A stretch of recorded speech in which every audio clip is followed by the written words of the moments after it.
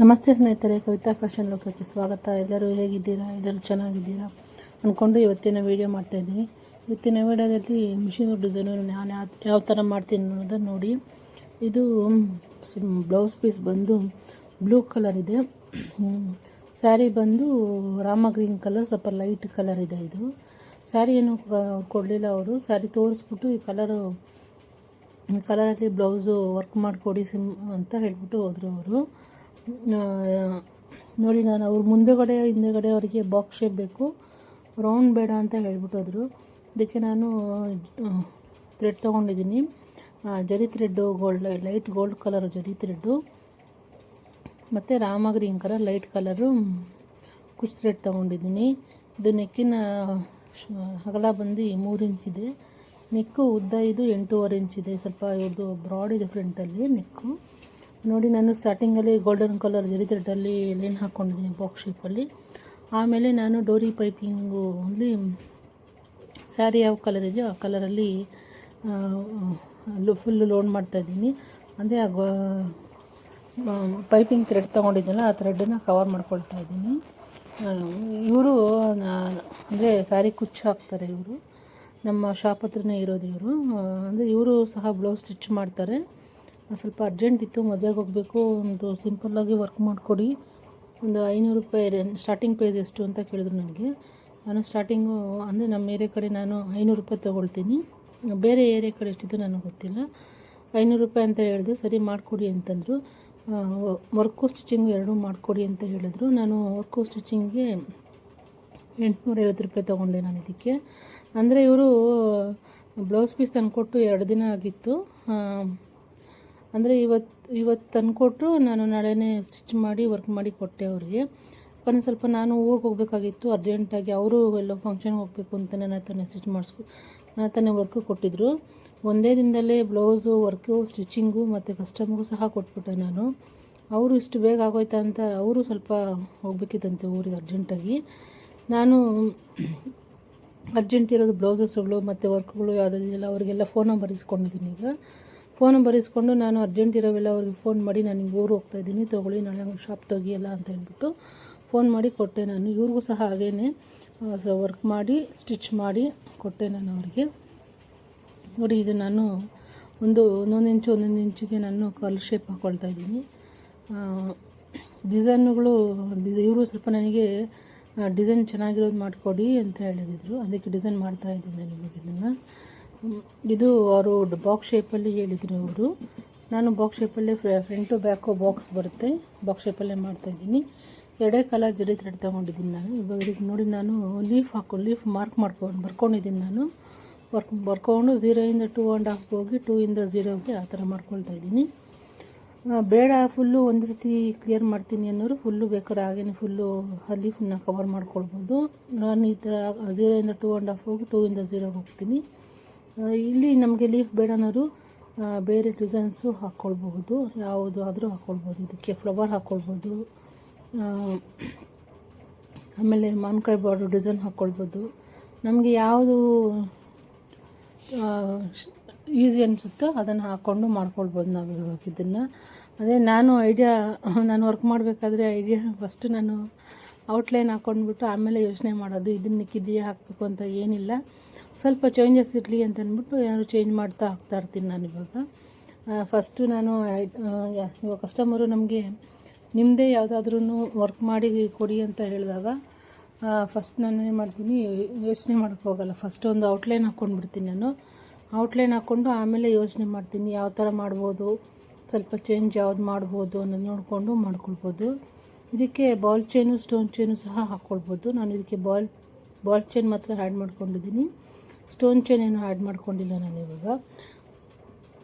ಅಂದರೆ sari colour light Rama green ಕಲರಲ್ಲಿ ತುಂಬ ಚೆನ್ನಾಗಿತ್ತು ಕಲರು. ಇವಾಗ ನೋಡಿ, ಗೋಲ್ಡನ್ ಕಲರಲ್ಲಿ ನಾನು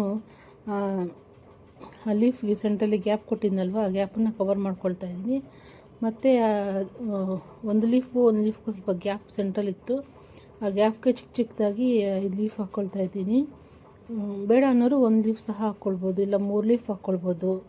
ನಾನು 5 ಲೀಫ್ ಹಾಕ್ಕೊಳ್ತಾ ಇದ್ದೀನಿ ನಾನು. ಅದು ತುಂಬ 1 ಇಂಚು 1.5 ಇಂಚಷ್ಟು ಅಗಲ ನೆಕ್ ವರ್ಕೇ ಬಂದ್ಬಿಡ್ತು. ಅವರು ಕಸ್ಟಮರು ಮಾಡಾದ್ಮೇಲೆ ಸ್ಟಿಚ್ ಮಾಡಿ ಕೊಟ್ಟಮೇಲೆ ತುಂಬ ಚೆನ್ನಾಗಿದೆ ಅಂತ ಹೇಳಿದ್ರು. ಅಂದರೆ ಸ್ವಲ್ಪ ನಾನು ಊರಿಗೆ ಹೋಗ್ಬೇಕಿತ್ತು, ಊರಲ್ಲಿ ಜಾತ್ರೆ ಬೇರೆ ಇತ್ತು. ಅರ್ಜೆಂಟಲ್ಲಿ ನಾನು ಇದು ಅಂದರೆ ಇವತ್ತು ಸಂಜೆ ಅಂದರೆ ನಿನ್ನೆ ಸಂಜೆ ಸ್ಯಾರಿ ತಂದುಕೊಟ್ಬಿಟ್ಟೋದ್ರು. ಇವತ್ತು ಸಂಜೆ ಸೀರೆ ಕಲರ್ ಸೀರೆ ತೋರಿಸ್ಬಿಟ್ಟು ಸೀರೆ ತೊಗೊಂಡೋದ್ರು.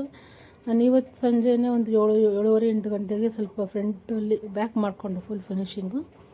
ಆಮೇಲೆ ಬೆಳಗ್ಗೆ ಅಂಗಡಿಗೆ ಬಂದು ಆಮೇಲೆ ಫ್ರಂಟು ಸ್ಲೀವ್ ಮಾಡಿಕೊಂಡು ಆಮೇಲೆ ಸ್ಟಿಚಿಂಗ್ ಮಾಡಿ ಸಂಜೆ ಅಷ್ಟೊತ್ತು ಕೊಟ್ಬಿಟ್ಟೆ. ಅಂದರೆ ಇವತ್ತು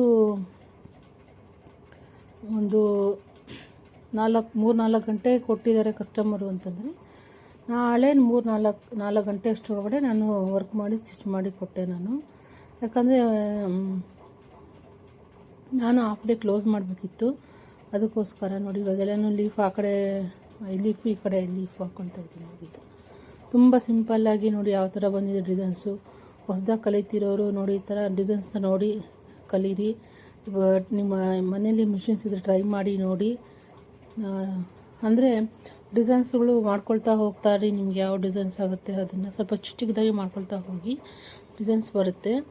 ಯಾರ್ಯಾರು ನನ್ನ ಚಾನಲ್ನ ಸಬ್ಸ್ಕ್ರೈಬ್ ಆಗಿಲ್ಲ ಸಬ್ಸ್ಕ್ರೈಬ್ ಮಾಡ್ಕೊಂಡು ನೋಡಿ. ಸಬ್ಸ್ಕ್ರೈಬ್ ಮಾಡ್ಕೊಂಡಿರೋ ಲೈಕ್ ಮಾಡಿ, ಶೇರ್ ಮಾಡಿ, ಕಮೆಂಟ್ ಮಾಡಿ. ಯಾಕಂದರೆ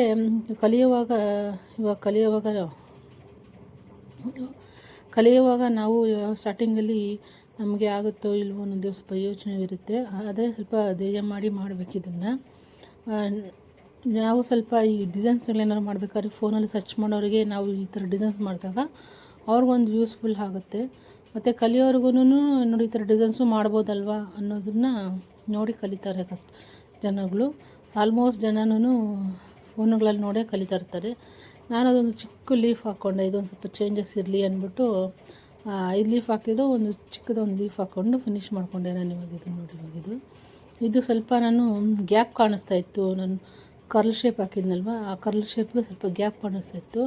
ನಾನು 0 ನಂಬರಲ್ಲಿ ಇಟ್ಕೊಂಡು ವಾಟರ್ ಸ್ಟಿಚಿಂಗ್ ಹಾಕ್ಕೊಳ್ತಾ ಇದ್ದೆ ನೋಡಿ ಈ ಥರ. ಇಲ್ಲ ಅಲ್ಲಿ ಗ್ಯಾಪ್ಗೆ ಕವರ್ ಮಾಡೋರು ಸ್ಟೋನ್ ಚೈನು ಬಾಲ್ ಚೈನು ಸಹ ಆ್ಯಡ್ ಮಾಡ್ಕೊಳ್ಬೋದು. ನಾನು ಇದಕ್ಕೆ ಸ್ಟೋನ್ ಚೈನು ಬಾಲ್ ಚೈನು ಏನು ಆ್ಯಡ್ ಮಾಡ್ಕೊಳ್ಳಿಲ್ಲ. ಒಂದು line stone chain ball chain ಹಾಕಿದ್ದೀನಿ.